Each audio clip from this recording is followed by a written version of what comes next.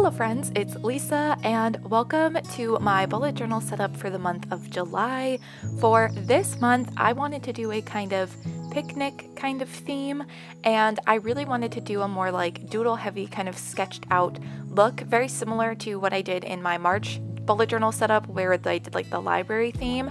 I really enjoyed spending a lot more time like sketching out drawings and doing kind of like the messy like sketchbook doodle kind of vibe. So I wanted to do that again this month and I decided to go with a picnic theme. I also wanted to mention that I did get a bit of inspiration from the Instagram account Alina Bujo, so I will have her account linked below in case you want to go and check it out, but definitely got some inspiration from her, like one of her monthly spreads where she did a kind of picnicky theme, kind of the layout of some of her spreads I kind of took some inspiration from, so I'll have that linked below. But for this theme, I just drew out a like plaid kind of blanket and then just had a few different things that you would maybe have at a picnic basket with some snacks. I did some cookies, a little cheese platter, and then I put like a hat, some like juice, and a book kind of on the blanket as well, just to kind of add to the kind of whole scene and make it seem like it was really like a picnic, and definitely a picnic I would go on because I would have to have a book, I think, if I went on a picnic.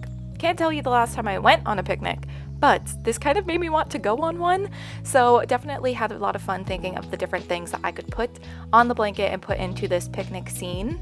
And for the kind of color palette for this month's theme, I wanted it to be mostly neutral, so I use a kind of like tannish brown, like light brown shade, and like a medium brown shade for a majority of the things in this spread, but I did want to have some pops of color, so I did use like an orangey yellow kind of color for like the juice and for like the cheese on the cheese platter, and then I also used a like kind of more neutral bluish color. It's like a gray blue and a more like softer red for some of the colors. It just felt like that was a good color palette for a kind of picnicky theme. But I mostly wanted the spreads this month to be pretty neutral with just like a bit of color. So that is what I did for that. And then for the kind of hand lettering this month, I just went with a very simple like cursive. I just wanted it to be very simple so that the doodles could stand out a little bit more. And then I go in and add some like little blades of grass, I guess, to add a little bit more to the scene, add some little tassels on the blanket, and then that is the title page done. And now moving on to the calendar spread, I'm once again just doing a very basic grid with my black marker, just kind of outlining all of the different blocks that I need for the month, as well as the kind of days of the week up at the top. And then after drawing out the calendar itself, I do go in for the headers for like the days of the week at the top of the calendar, and within those little boxes I do a plaid pattern. I kind of wanted it to replicate the blanket that I kind of draw and the pattern on the blanket that I use throughout all of these spreads. I thought that would be kind of fun to have as the header, so I just go in and make the plaid pattern and then write out Sunday through Saturday up at the top. So after writing in the days of the week up at the top, as well as the numbers for the days of the month, I do go in to fill in that space on the right-hand side of the calendar spread, fill in that empty space. I decided to draw some of the picnic blanket as well as the basket and the kind of juice in the glass.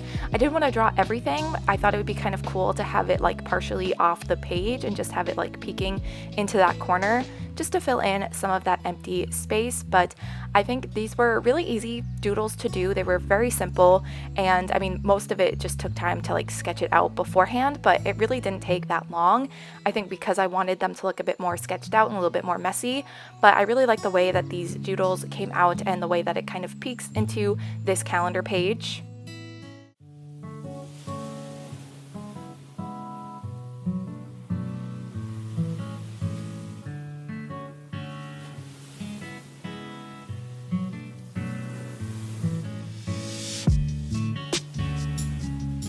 And then after finishing that little doodle in the corner, I just write July up at the top left-hand side.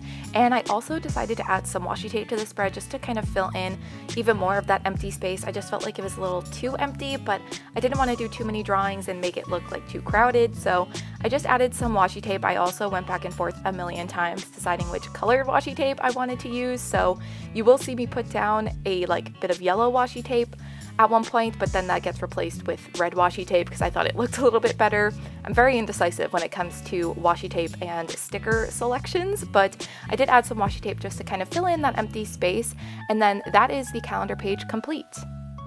Okay, after finally deciding what washi tape to use and where to put it, I moved on to my next spreads, which is going to be my habit tracker spread. So this is definitely where I took a bit more inspiration from Alina Bujo on Instagram. I really liked the way that she incorporated her habit tracker into the blanket. So I kind of wanted it to look like you were looking like straight down onto the blanket. So it was kind of like a bird's eye view of the picnic that was going on.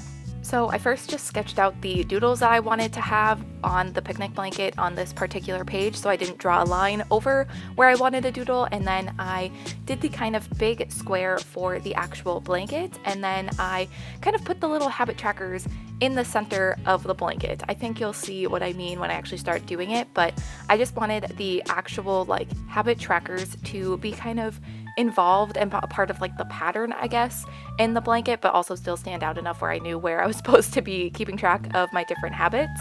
So I just went through and made the boxes for each habit that I'm going to track, and then I go in with the kind of plaid pattern on the blanket to fill in the background, and then I just continue on making the little habit tracker calendars as I normally do.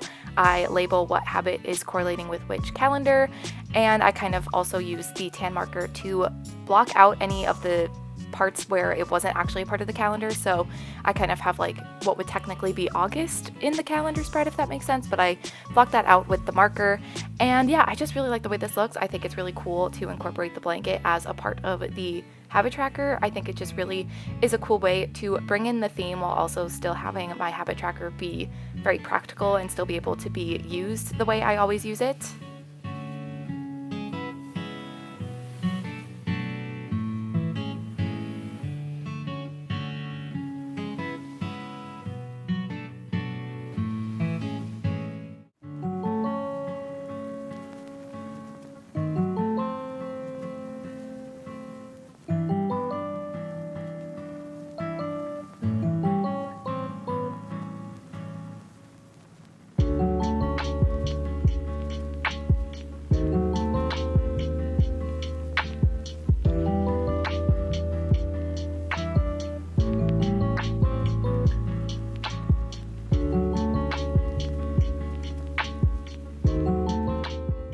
Alright, the next page is going to be my monthly favorites page. So this is where I just like to keep track of everything that I was loving throughout the month. So I have a section for music, for entertainment, and for lifestyle. So that will just be like anything that doesn't fit into those other two categories.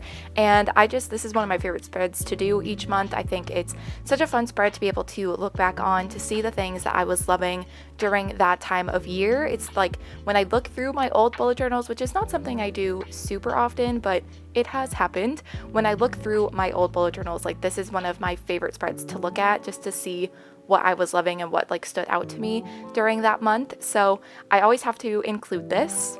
So I'm just using the plaid pattern to do the headers for each of the 3 sections for my favorites page. And then at the bottom of the page, I once again draw out the picnic doodle. I drew kind of the blanket across the whole bottom and included more of the things that I had on that initial title page. I drew some different things that I had on my habit tracker, so the doodles were a little different. And I just really liked incorporating the blanket into this theme. I thought it was kind of cool to have it go into the kind of boxes for the favorites page, but still have plenty of space to write down what I need to. And I don't know, I just really like the doodles this month, so it just makes me happy seeing them on every single page. And while I finish up this favorites page, I thought now would be a good time to ask you all, like, what's something you're looking forward to in July, something you're excited about. I like to kind of ask this, I feel like, in my monthly bullet journal setups lately. I just like hearing the things that you guys are excited about. I'm personally very excited for Volume 2 of Stranger Things, which is probably no surprise because I talk about that show all the time, but let me know some things you're looking forward to in the month of July.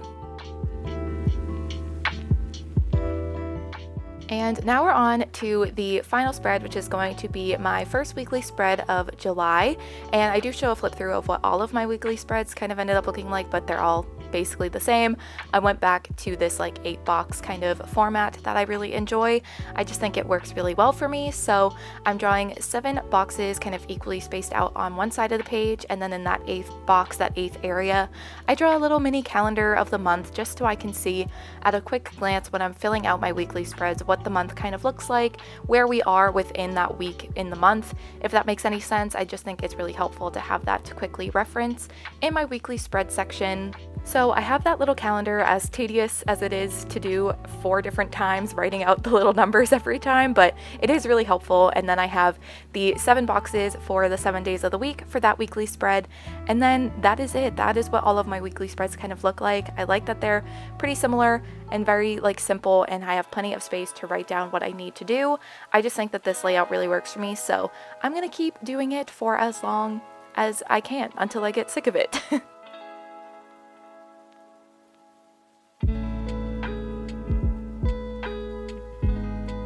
But that is it for my bullet journal setup for July. So here is a flip through of what all of the spreads ended up looking like.